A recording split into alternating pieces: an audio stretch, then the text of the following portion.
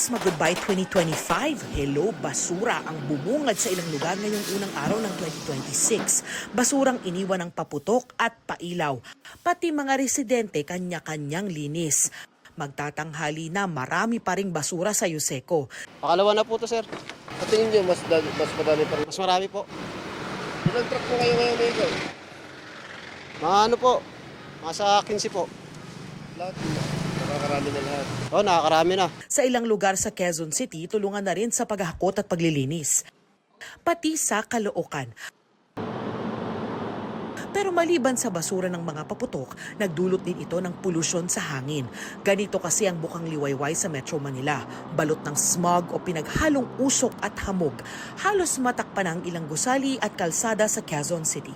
Sa monitoring ng Environmental Management Bureau ng DENR, umabot sa puntong nasa emergency level ang kalidad ng hangin sa North Caloocan at Makati. Acutely unhealthy naman sa Taguig. Bata yan sa nasuring particulate matter 2.5 o yung mas pinong piraso ng dumi o pollutant sa hangin. Batay sa guidelines ng DENR, kapag umabot na sa emergency level na PM 2.5, dapat manatili ang mga tao sa loob ng bahay at dapat gamitin lang ang mga sasakyan kapag may emergency. PM 10 naman kung coarse dust. Unhealthy for sensitive groups ang PM 10 level sa Marikina.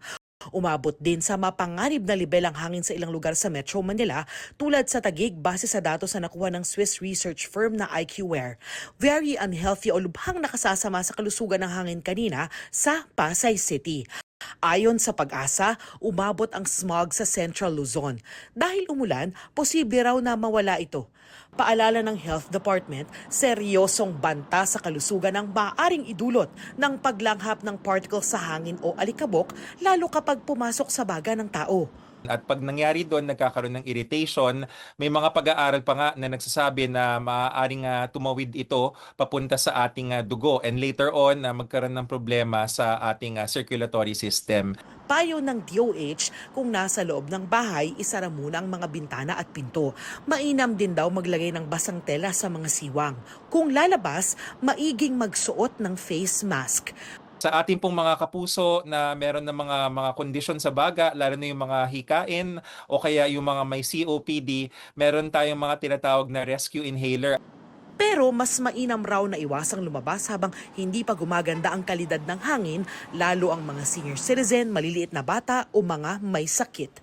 Darlene Kai, nagbabalita para sa GMA Integrated News.